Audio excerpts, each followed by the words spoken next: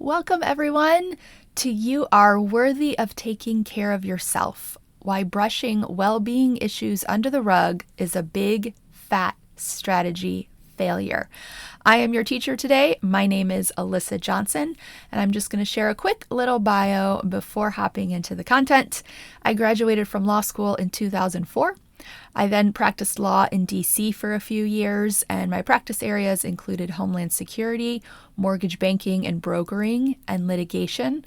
I then left DC in 2013, and now I work with lawyers to help them create a more heart-centered and balanced legal practice. So, our learning objectives today: to understand the model rules implicated in maintaining well-being, to identify what well-being is, to examine the prevalence of substance use and mental health issues affecting the legal community, to explore why the legal community has substance use and mental health issues and why lawyers are reluctant to seek out help, to address steps we can take to ameliorate substance use and mental health issues within ourselves and our colleagues, and finally, to examine why it's imperative that we take these steps, including adherence to ethical obligations. We also have some embodiment objectives today, and they are to learn breathwork tools to calm yourself, to explore body work tools to come back to your center, and to access heart intelligence for clarity.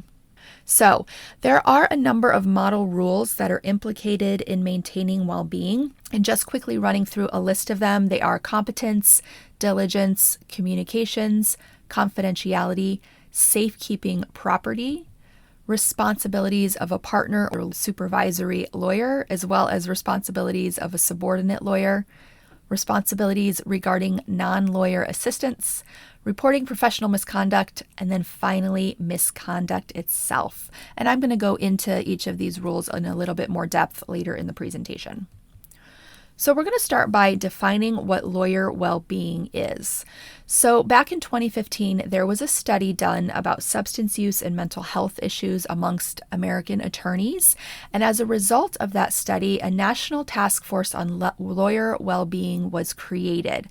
And this task force defined lawyer well-being as a continuous process whereby lawyers seek to thrive in each of the following areas. They include emotional health, occupational pursuits, creative or intellectual endeavors, sense of spirituality or greater purpose in life, physical health, and social connections with others.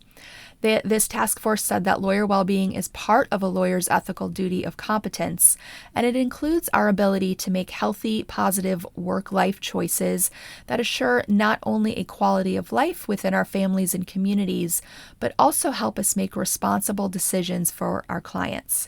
It includes maintaining our own long-term well-being. The definition highlights that complete health is not defined solely by the absence of illness, but it includes a positive state of wellness.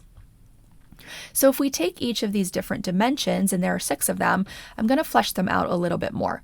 So if we start with occupational, this means that we are cultivating personal satisfaction and enrichment from our work, and that we are achieving financial stability. If we look towards intellectual, it's that we're engaged in continuous learning and the pursuit of intellectually and creative activities, and that we are monitoring our cognitive wellness. If we turn towards spiritual, this means that we're developing a sense of meaningfulness and purpose in all aspects of our lives. And then looking at physical, it's that we are taking care of our bodies, we're exercising, we're eating the proper foods that nourish us, and that if we have some type of physical ailment, we are seeking help for it. If we turn to social, we are feeling belonged in the communities that we're involved in. We have a strong support system to help us navigate life. And then finally, when we look towards emotional, it's that we recognize the importance of our feelings and we learn tools to manage them. And if our feelings become too unmanageable, we're able to seek help for them. So, I have just given you a little bit of information about what lawyer well-being is, and now I want to actually do a well-being tool, and this one is called Heart Intelligence. So what I want you to do is just close your eyes as that feels comfortable to you. And I want you to ask what your heart has to share about something on your mind. So you're just going to ask your heart, what does it have to say about whatever it is that your mind is thinking about, or an issue that you're being confronted with, or something that's going on in your life that's taking up a lot of mental real estate. So let your heart just answer this however it does.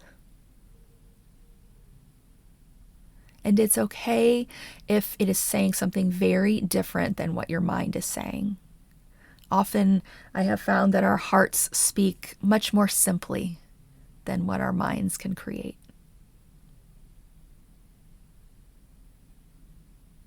Good.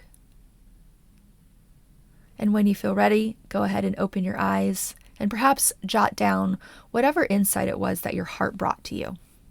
This is a really beautiful tool to just do a check-in with your heart and see the information that it has to share.